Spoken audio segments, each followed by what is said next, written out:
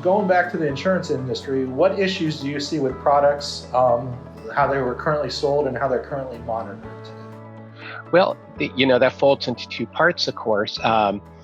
It really spotlights the issue of the mentality historically with the saying that life insurance is sold and not bought.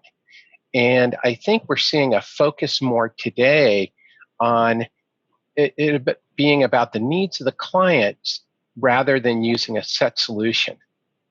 Life insurance is often treated as being for some other purpose than providing insurance. We get sidetracked by discussions about how life insurance can be used for all these different purposes, rather than remembering that the core purpose of life insurance is really about risk protection, and remembering that that's the core thing that we need to address is, are we covering the risk, or are we so distracted by different selling techniques or product bells and whistles? The other part of it is with the life insurance policies and the monitoring. As we know, insurance companies really do minimal policy monitoring. Like the big, thing that I always see, and what really I think Proformix does a great job of is addressing, is underfunded insurance policies.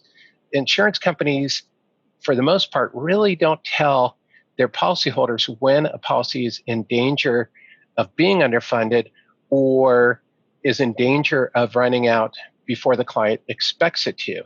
And I think that's probably the biggest issue in insurance policy monitoring.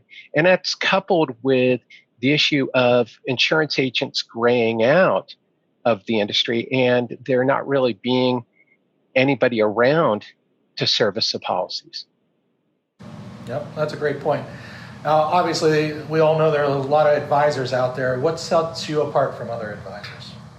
Well, I think my practice has always been a strong focus on being client-centric and looking at life insurance primarily as an insurance product rather than an investment product.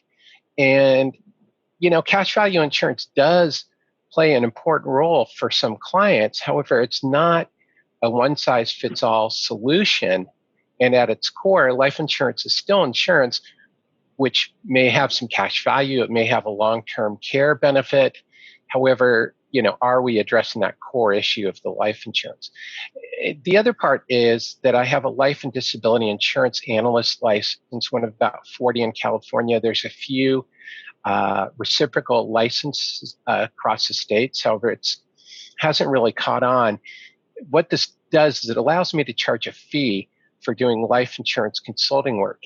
And when you're hired as a fee-based consultant rather than working as a commission-based agent, you're able to better provide a non-biased review of an in-force life insurance policy or make a recommendation between various life insurance policies, because there's not the issue of if you'll be compensated and how much you'll be compensated.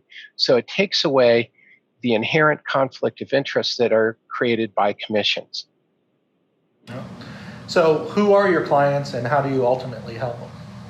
Well, the majority of my clients come through financial planners and sometimes attorneys.